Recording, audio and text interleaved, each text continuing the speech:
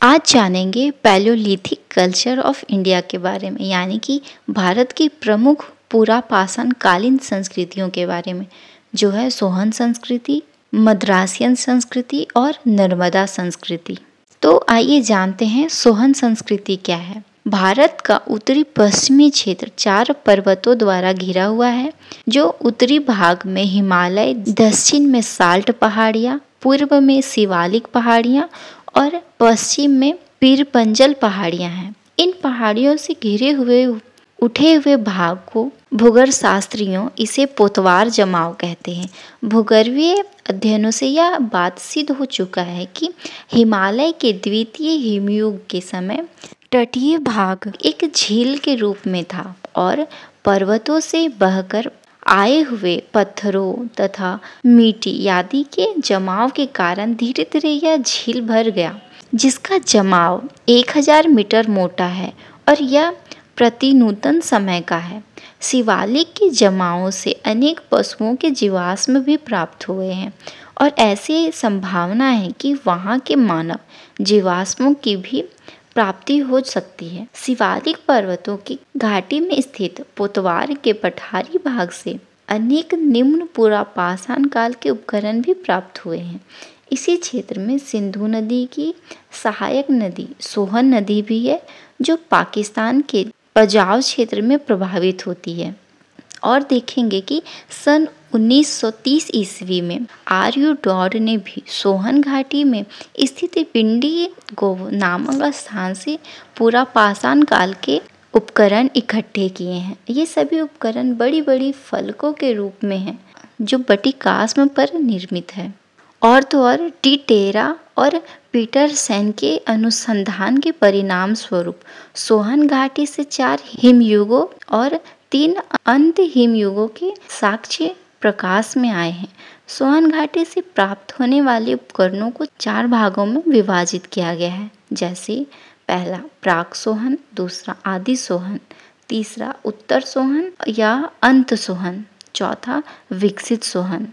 अगर हम इसके बारे में थोड़ा डिटेल से जानें तो जानेंगे कि प्राक सोहन इस प्रकार के उपकरण द्वितीय हिमयुग समय के हैं, जो बोल्डर कांग्लोमरेट सतह से प्राप्त हुई है। यह सतह 400 फीट की ऊंचाई पर स्थित है। इन सतहों से किसी भी प्रकार के जीवाश्म नहीं मिले हैं, परंतु नर्मदा नदी के इसी प्रकार की सतहों से हाथियों के जीवाश्म की प्राप्ति हुई है, जिसके आधार पर इसका समय मध्य अथवा निम्न न्यूटन काल निर्धारित किया गया है। अब देखेंगे आदि सोहन, जो ऐसे उपकरण सोन नदी के प्रथम सोपान से प्राप्त हुए हैं। यह सोपान द्वितीय अंत हिमपात काल से संबंधित माना जाता है। यह माना जाता है कि भूचाल आदि के कारण या समतल भूमि के ऊपर नीचे होने के कारण सिंधु, सोहन आदि नदियों का प्रादुर्भाव हुआ और इन्हीं नदियों के प्रभावित होने के कारण इन सोपान का निर्माण हुआ। और यह सोपान करीब 400 फुट से 220 फुट ऊंचाई पर निर्मित है। यहाँ से जो उपकरण मिले हैं उन्हें 2 उपकरण परंपराओं के रूप में प्रमाणित किया जा सकता है, जैसे बटिकास्म या फलक पर निर्मित उपकरण परंपरा या हस्तकुल्हाड़ी ग्लीवर की परंपराएं। अब बात करेंगे उत्तर सोहन या अंत सोहन। ये अंत सोहन उपकरण सोन नदी के द्वितीय सोपान से प्राप्त हुए हैं, जो द्वितीय हिमयुग से संबंधित है। यह सोपान सोहन के जल स्तर से भी लगभग 120 फीट ऊंचाई पर है। अब देखेंगे सोहन घाटी के या सोहन संस्कृति के चौथे उपकरण, जो है विकसित सोहन। विकसित सोहन सांस्कृतिक के उपकरण सोहन नदी के चतुर्थ सोपान से प्राप्त हुए हैं। यह सोपान चतुर्थ हिमयुग से संबंधित है।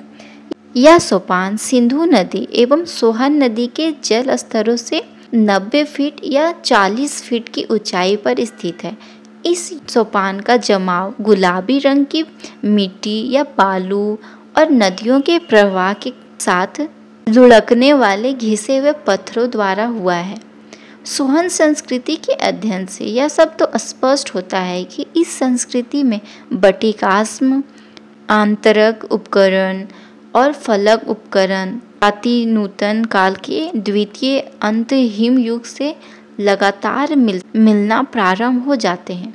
सोहन संस्कृति में एक ही साथ बटिकास्म फलक उपकरणों और हस्त कुल्हाड़ी क्लीपर उपकरणों की प्राप्ति को पुराविदों द्वारा बहुत महत्वपूर्ण माना जाता है। इस तरह से हमने जाना कि सोहन संस्कृति क्या है।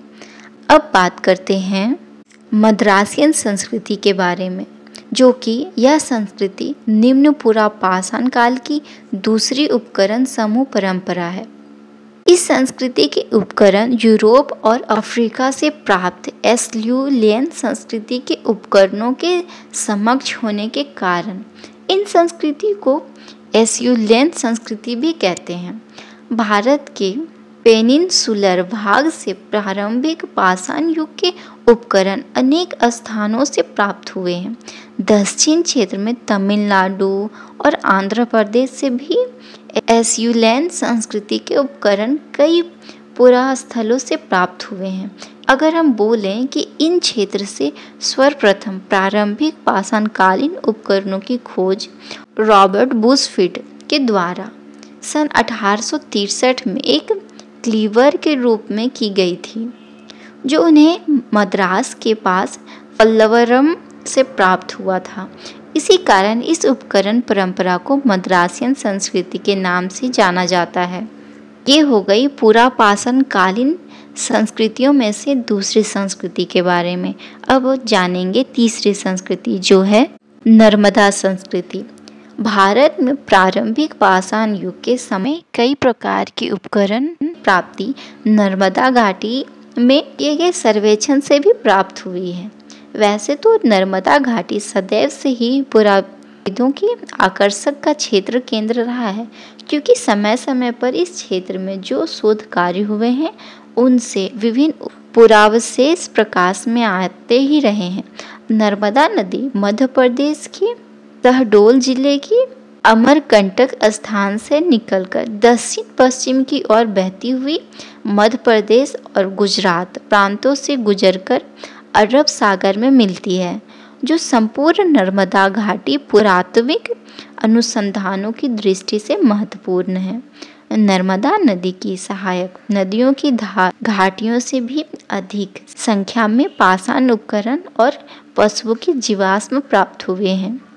इस तरह से हम बोल सकते हैं कि इन तीनों संस्कृतियों के अध्ययन से ये बात स्पष्ट होती है कि भारत के उत्तरी क्षेत्र में बटिकास्म उपकरणों की अधिकता पाई गई है, जबकि दक्षिण भागों से हस्त कुल्हाड़ी क्लीवर उपकरण की प्राप्ति हुई है और मध्य क्षेत्र में एस्ल्यूलियन उपकरण मुख्य रूप से पाए गए हैं। और अफ्रीका तथा यूरोप में इस बात के पर्याप्त साक्ष्य मिले हैं कि वहाँ पर बटिकास्म उपकरणों से ही एस्ल्यूलियन संस्कृति का विकास हुआ है। इस तरह से हमने जाना भारत की प्रमुख पाषाण कालीन संस्कृतियाँ क्या है और ये कैसे विकसित हुई और इनका प्रभाव कहाँ कहाँ देखा गया। आज के लिए बस इतना ही। मिलते हैं अगले वीडियो में कुछ और टॉपिक के साथ। अगर आपको यह वीडियो अच्छा लगे तो लाइक, कमेंट, शेयर, साथ ही सब्सक्राइब करना ना भूलें, जिससे अगली वीडियो आप तक सबसे पहले पहुँचे।